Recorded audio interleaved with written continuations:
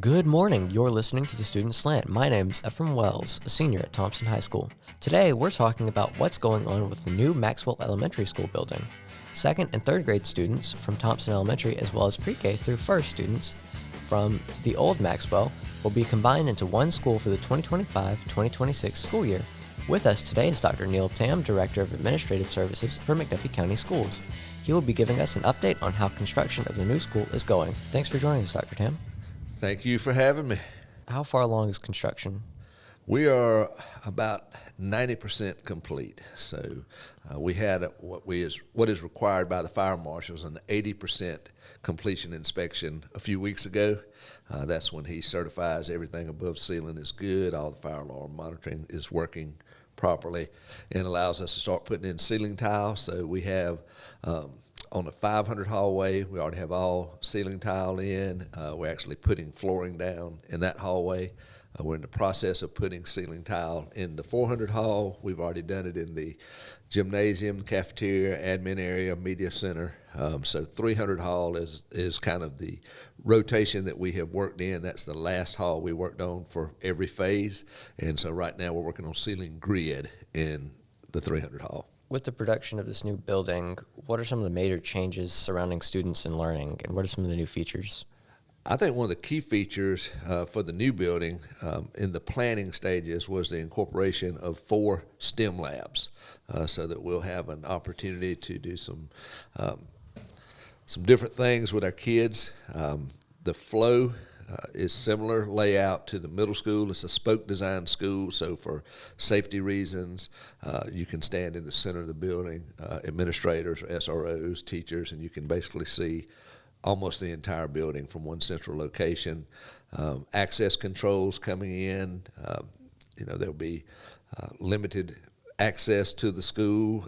Visitors coming in will have to come in through the front entry. They'll get buzzed in the main door.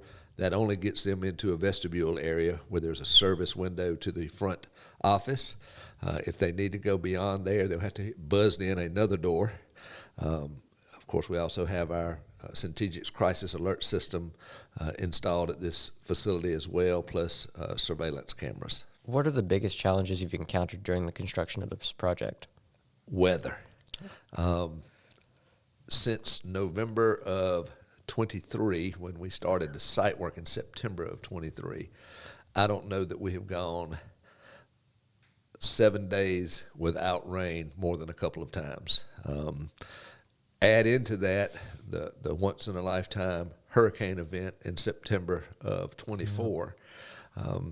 We've had some challenges primarily with rain.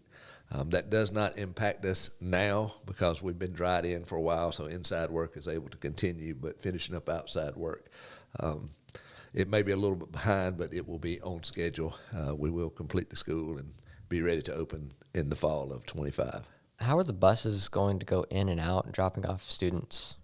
So what we've designed is a separate entry for buses. So our buses, as they leave the middle school, actually have their own access road to the new school, and they'll go in and be able to drop off the students for the new Maxwell Elementary at its own drop-off area on the side of the cafeteria and the gym, and then the buses will loop back out and come out just like they do now from the middle school. So they'll be totally separate from car rider traffic and teacher traffic.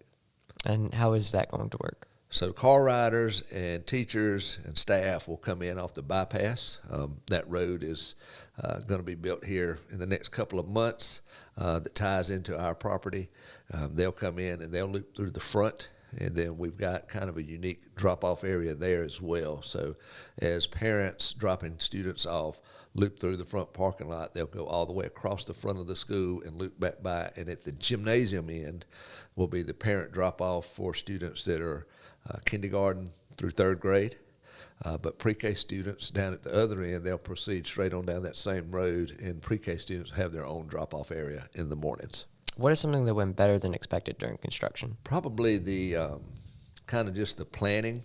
We had some delays, but we spent a lot of time looking at schools, visiting other sites that were similar to what we wanted to do. We traveled to multiple places in the state with our architect, with our CM, and a couple of the delays that we had early on with getting started allowed us to kind of look back through things and make sure we were trying to include everything that we could in this new school.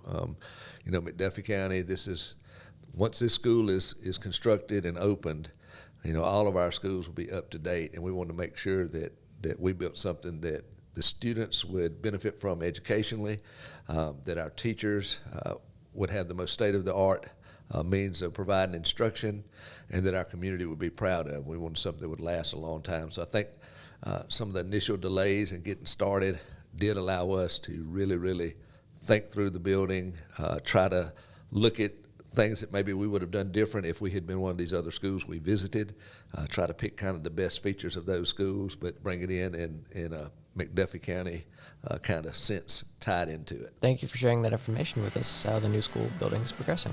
Thank you. And if we don't see you, good afternoon, good evening, and good night.